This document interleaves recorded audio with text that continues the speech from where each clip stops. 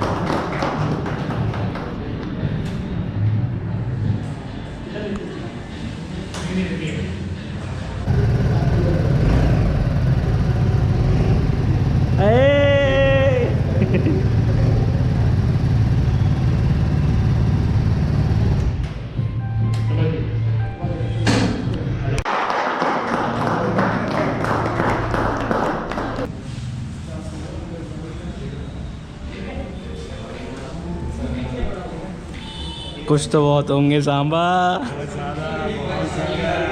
BM भाई कितने दिन लगे फाइनली बता दो। मतलब फाइनली तो वेट काफ़ी करना पड़ा क्योंकि 2021 मॉडल चाहिए था।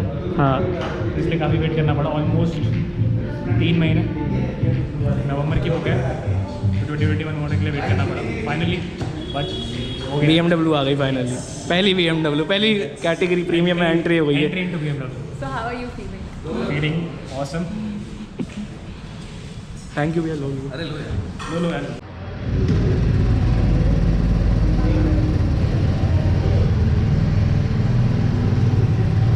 तो रुको जाओ।